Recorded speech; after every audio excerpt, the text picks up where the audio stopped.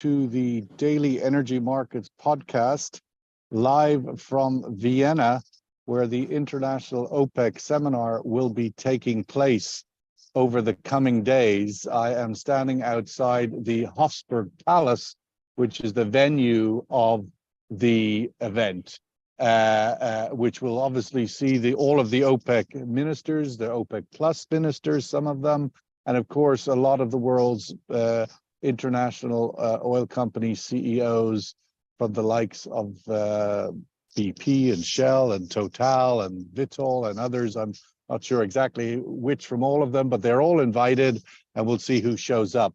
But today we are on July 4th. That is a big day in America, of course. So for all our American friends, we wish them happy July 4th. They're probably not paying much attention to us today, but that's the nature of things. But we are paying attention to the oil markets, where Brent is stuck at around $75 a barrel this morning. It dropped a little bit, despite the big news yesterday that Saudi Arabia and Russia would cut oil supply by 1.5 million barrels a day in August, extending the Saudi cut and the Russians adding an extra 500,000. The markets didn't really pay attention to that or had no reaction. Let's welcome Clyde Russell, the Asia commodities and energy columnist for Thomson Reuters. Clyde, you wrote an op-ed yesterday saying that the announcement by Saudi and Russia was more bearish than bullish. Tell us your thoughts. Well, I think if you get to a point where you're having to keep announcing cuts of output, additional cuts, it can't be seen as a bullish thing for prices, because what you're basically acknowledging is that market demand is disappointing you. I mean, I know that the Saudis and the Russians, they can see probably faster than the rest of us what refiners are wanting from them. They talk to their customers, they get the orders, and they know what the picture is. So if they're cutting output in order to keep prices more or less steady, that tells me that demand is not as bullish as they had been expecting. And, you know, notwithstanding that we've actually seen some pretty robust import numbers out of China in the last few months, there must be other factors that make them less optimistic that their rather bullish forecasts for total demand growth in 2023 will be met. So the more they do this, the more they just manage to keep the price where it is rather than lifting it, the more the market's going to see this ultimately as a bearish signal. Let's welcome Ali Riami, the former director of marketing at the Oman Ministry of Energy and Minerals. Ali, the Saudi oil minister, His Highness Abdulaziz bin Salman, has sort of taken a lot of the thump out of the meeting, if you like, from a journalistic point of view, because he's taken the ultimate question off the table. Are you going to extend your oil cuts from July to August? He has announced that he will. Why do you think it has had little impact in pushing upward momentum to oil prices? Thank you very much, and good morning from Vienna. I wish if I was able to come and attend this significant event, but you are our representative there. And thank you for hosting me today. And I fully agree with Russell. I think the reasons behind not the price to be as expected is because everybody knows from last month even that the Saudi Arabia's they will extend the voluntary cuts, and it was announced about Russia cuts from 2 months ago. So it was not really a very big news to the market, considering the situation and considering that there is, as I always say, that there is no enough justifications, no enough demand for any extra crude in the market, especially that China is not really ready to increase the production at the moment, or to increase the intake. So I'm not surprised, and the only thing that I can say that why it is only Saudi Arabia that took this burden on cutting the oil. I know that this last meeting was a very hard meeting, OPEC plus meeting. It wasn't really a good one. The result was not really very good, but nobody was expecting Saudi Arabia again to get in and do this and do the cuts voluntarily. Although that it shows that the market is not yet ready for any extra crude, but I think this will continue for another 2-3 months. I'm not expecting Saudi Arabia to withdraw from this. I think they will extend again the cut for September and maybe October. I won't be surprised. Let's welcome Bora Barryman, Managing Partner at Hormuz Strait Partnership in London. Bora, what is your question now? As I said, the Saudi oil minister has stolen the journalist's thunder by at least announcing that they're going to extend their cuts into August. What question do you think they should be asking him now and his colleagues as they gather in Vienna this week? A question I have is how the world adapts to a new sort of economic paradigm, the paradigm of deglobalization, because China is very much still an export-oriented economy. They look to the US, they look to Europe, and those economies are not growing, and they're definitely not growing as markets for China. Now, the US has its own stimulus dynamic, and they're putting up sort of mercantilist, protectionist barriers around them. But Europe, they may be in theory open to China, but they're grappling with serious embedded inflation, 8.7% in the UK, 6.7% in Germany. Contrast that with just 4% in the US. This is sort of an indication that rates will stay high and continue to slow and impede economic growth prospects, which are already low. The base case is they might grow 0 to 1%, right? So again, the demand outlook for Europe, very tepid. And China essentially still relies on sort of an export model, doesn't it? So with these major economies like Europe looking quite anemic, where does China grow? Where's the growth model? And that has an impact on OPEC. Clyde, it's something that isn't quite stacking up here. I mean, at the end of the day, the world's two biggest oil exporters, Saudi Arabia and Russia, make an announcement yesterday to cut 1.5 million barrels a day in August. And there's no reaction from the market. I mean, that's not natural. I traveled here yesterday on Ryanair from Dublin for my sins. The place was jammed. I mean, it was like there was an evacuation from Ireland. I mean, every Ryanair flight, every family that had half a dollar was going on holiday somewhere. There is no recession anywhere that I can see. Vienna is boiling. Everybody's probably got their AC on blasting if they have AC. It was 23 degrees when I landed in Vienna at 2 a.m. this morning. There's AC if you have it. So my point is ultimately demand seems to be rather robust. The summer travel tourist season is in full swing, and yet an announcement of 1.5 million barrels doesn't move the dial on the oil markets. Where's the disconnection? Well, I think OPEC Plus, having actually done quite a good job of keeping prices at a level that they would be comfortable with, they're starting to suffer a little bit of a credibility gap. You also got to look at the difference between what they say they're going to do and what they actually do.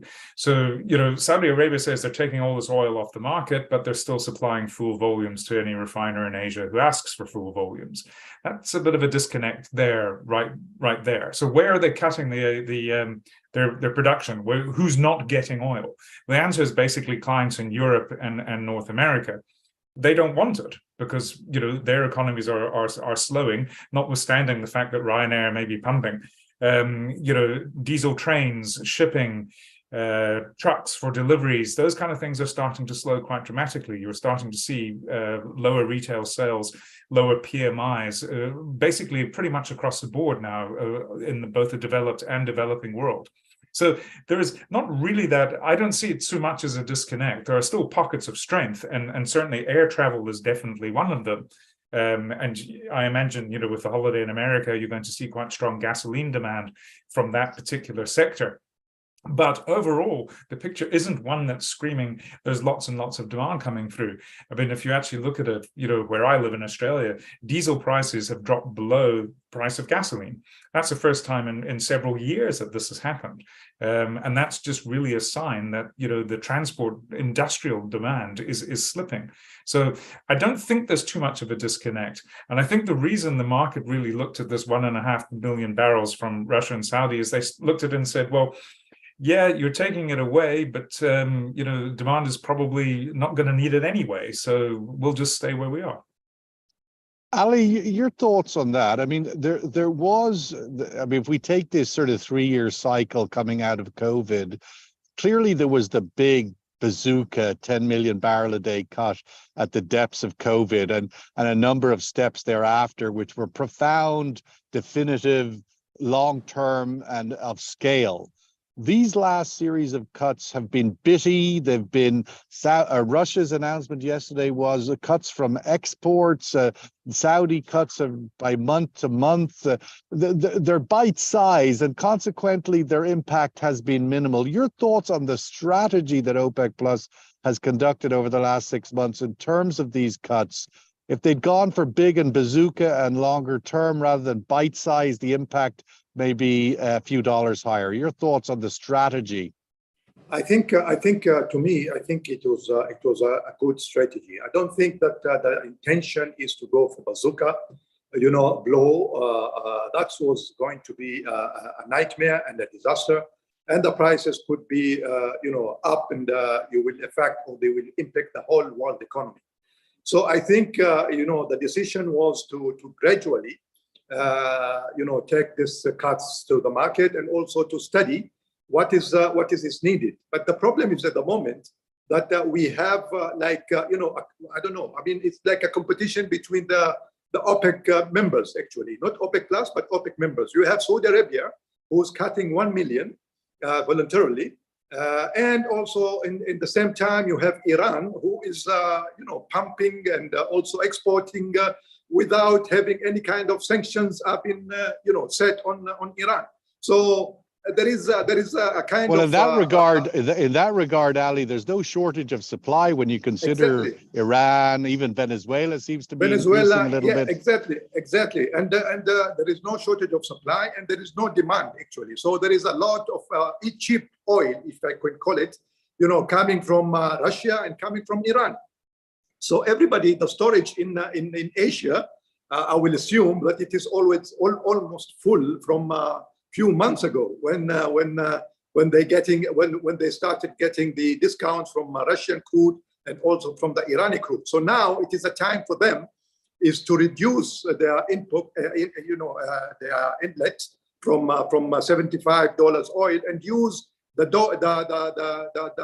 crude that they've got it for $50 and $60 until the price goes down again, and they will start buying again. But I think most of these countries, especially Russia and India, they have enjoying for the many months now of the cheap oil, and this is a result of that. And I think again, this will continue to happen, and will continue because there is not enough justifications. Also, the fundamentals, the market fundamentals, are not there at the moment. So I think this price of 70 to 75, or maybe sometimes to 80, it will continue to the end of this year, with a shortage of any kind of. I suppose we should be happy to have it, because it's still a very decent price and should put both of the Gulf states on a fiscal balance. Absolutely, I agree with you. I think 75 to 80, everybody is happy. Bora, the scenario with the further cuts and the continued announcement of cuts, even if they're bite-sized and in small doses, it's a reminder in a way every month that there's a weakness in the economic structure, because you're only making cuts because of, you would have to say, it reminds us all that the outlook is weak. Where are the central banks of the world in that narrative? Clearly, there is ample supply in the current equation. Maybe some might say there's balance rather than tightness, which was meant to come in the second half. The monetary policy makers like OPEC, Bora, have reminded us in recent weeks that they're not done yet, and that however the impact of their rates so far, it hasn't had the desired impact. How do you think that's going to play out in the coming weeks and months with the G7 central bank policymakers having further impact on the economic outlook? Look, I mentioned earlier the inflation rates, which remain stubbornly high. In the UK inflation, 8.7%, that's really unacceptable. You know, Germany at least can make an argument. Hence why you got a 50 basis point rate hike in the last few weeks. Absolutely. And the outlook is to keep going up to, 6%, something like that. And who knows, will it have an effect? Germany, at least they can say they've moderated somewhat, but very minimally. And the US, they've halved inflation. Now there is beginning to be a pushback among certain elite circles that we've seen in the Financial Times, economists worried about the implications on basically funding governments at these high interest rate levels, and concerned that there may be a choice between a financial crash and entrenched inflation. So, pick your outcome, pick your dilemma. Do you think that is crying wolf by those vested interests, or is that a real concern from your point of view? If the Fed and others were to continue in their tightening cycle, I mean, ultimately they've declared publicly repeatedly 2% is their target, and they're not relenting. Do you believe them? Do you think the other argument, we're going to have to get used to actually 3 to 4% inflation? Well, I make this statement and I'll repeat it again. The Fed governs for the US and not for the rest of the world. So the US coming down to 4, I think if they come anywhere but into the 3s, they'll be happy and sort of put their foot up, in terms of inflation rate. If they come into the sort of the 3s, they'll be able to let their foot off the brakes, so to speak, and start easing again, or at least maintaining it at similar levels. But I think the UK countries and Europe are in a difficult space. The growth is not there. And many people have begun to point out that very significant divergence between the growth experienced by the US since COVID and Europe since COVID. And the GDP levels are really going on to different planes, with Europe formally an equal with its 440 million population in terms of GDP with the US, to becoming, the poor brother. So the line that's being pushed is, we need to have growth. We need to perhaps accept 5% as the target. This is coming from names like Andy Haldane, the former chief economist of the Bank of England. And we need to assist people with inflation through welfare transfers. Now, oh my God. I mean, that's I'm not really happy with that message, because that basically just says the economy is not growing. We need to print money and then we'll hand out money. You're talking about it certainly supports the argument that the G7, or particularly the Western G7, has got themselves in a very serious bucket of hole here. Maybe not for immediate impact on the energy markets, but we'll have to see. I want to go to the survey question and then come back to the panelists for their sort of 2-month outlook as we go to our summer break in the next few weeks, and we probably won't have the guys back until after we have a chance to vote on that survey question. But Clyde, I wanted to get your views, and then Ali and Bora, on the sort of 2-month outlook here now, early July. We're going to go into our summer break, as is the world. I mean, certainly the holiday season. How does that outlook for what was announced yesterday, and where do you think the markets go from here? We haven't heard you tell us too much, as you usually do, about the health of China.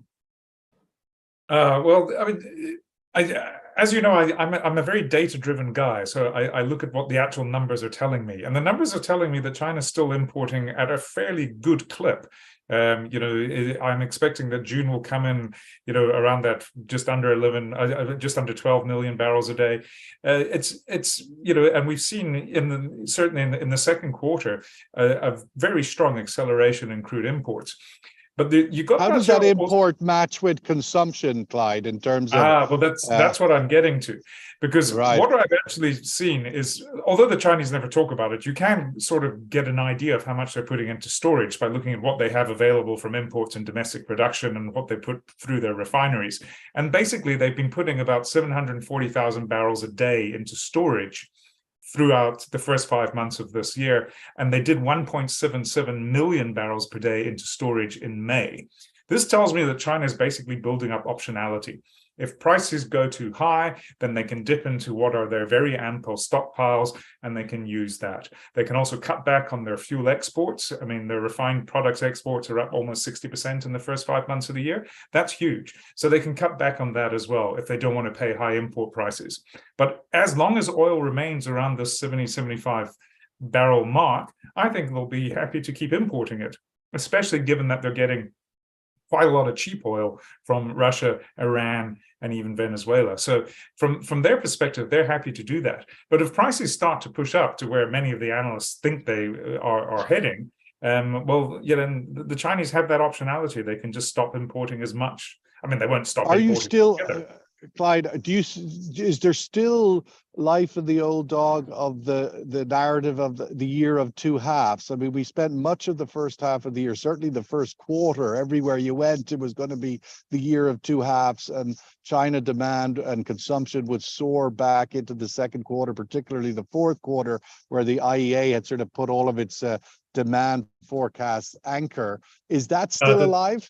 No, that's gone. That's dead and gone as far as I can see. I don't see how the second half is going to be any meaningfully stronger than the second quarter where China is concerned.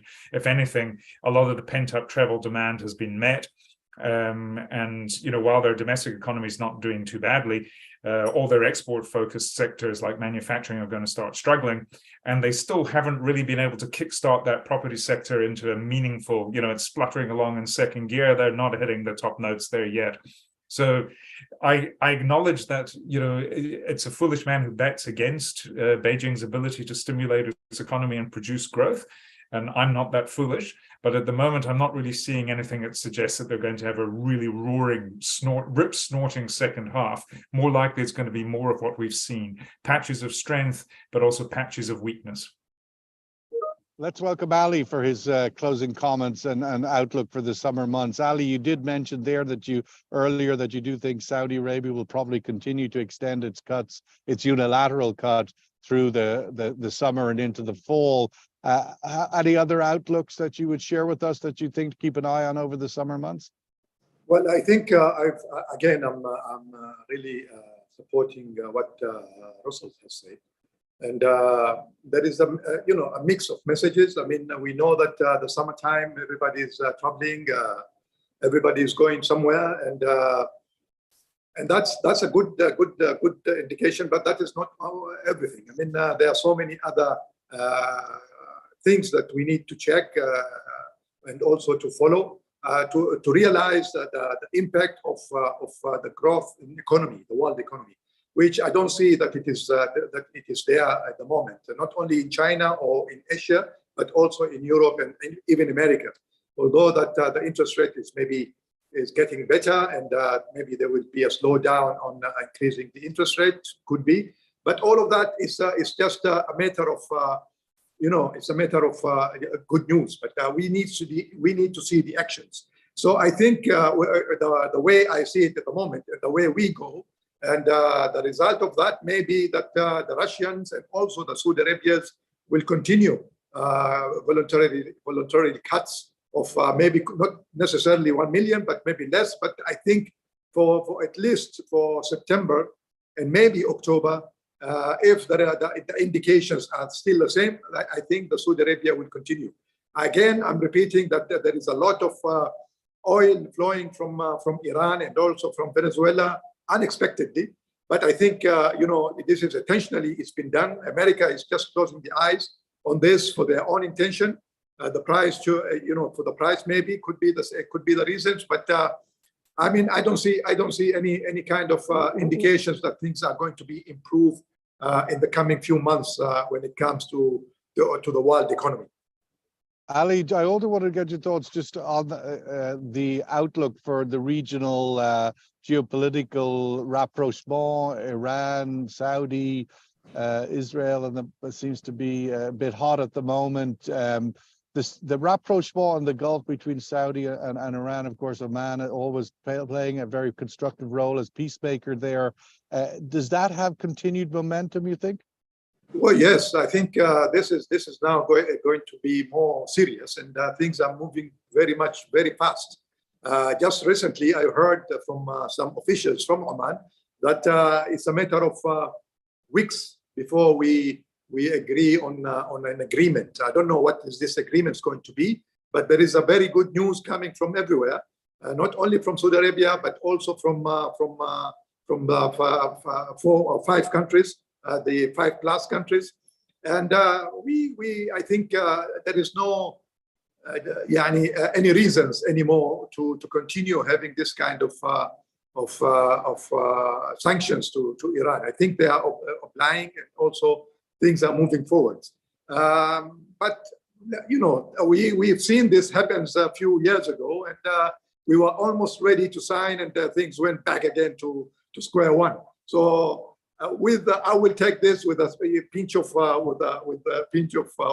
or pinch of salt. And I don't know, but I'm really optimistic this time. I think Oman is playing a big role, and also other countries in the region, Qatar, Kuwait, UAE. So everybody is supporting the Saudi Arabia's-Iran relationship, and also the Houthis in Yemen also is in the dialogue of the same kind of agreement at the moment. So it's all good news, inshallah khair. It's certainly another unique moment that hopefully will be taken advantage of to try and move the region forward in a positive way.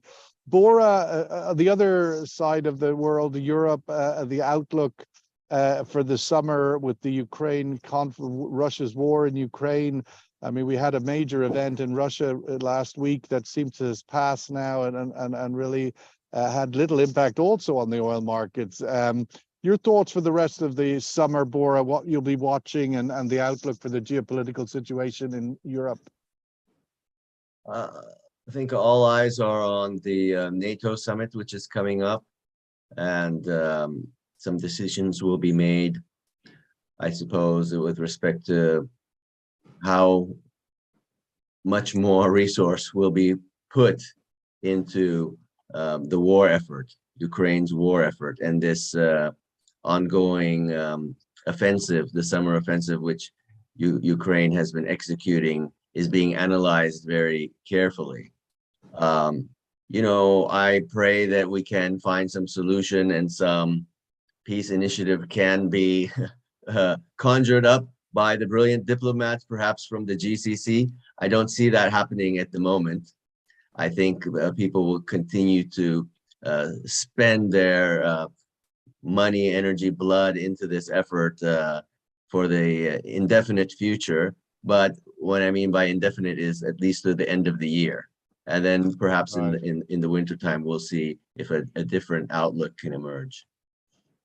Well, we'll have to wrap it up there. Our survey result was generally in agreement to the thesis that the OPEC cuts are having their impact is being dulled by the fact that the cuts are coming in sort of bite-sized formats.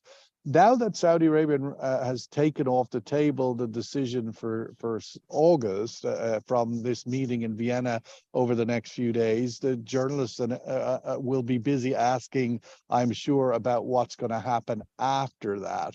And so we should get some interesting insights, if nothing else, here in Vienna this week from the world's sort of leading policymakers and chief executives of the biggest energy companies on the outlook for the second half of the year. And it'll be interesting to note whether there are still those buying into the year of two halves, and that indeed the second half will deliver a much tighter oil market. I mean, IEA and OPEC still have demand for the year being up over 2 million barrels a day on average. And if that is the case, then the second half of the year will have to deliver massively on the demand side, because we haven't seen anywhere near that in the first half. And they are yet to revise down that forecast. So we'll see if they do. Thank you, Bora Bariman. Have a great summer. We look forward to seeing you on the other side. If my any advice is, don't get on a Ryanair flight if you can avoid it. Ali Al Riyami, Zanzibar is calling, or somewhere as beautiful, I hope. Lazy at Have a this time. great summer. Okay, easy. All right. Well, enjoy and safe travels at Clyde Russell down in Oz. Enjoy your winter. Hopefully it's nice and cool. All the best, and thank you. Have a great summer, guys. We'll see you in September. All the best. Take care. Thank you very much. Cheers. Enjoy Vienna. Thank you.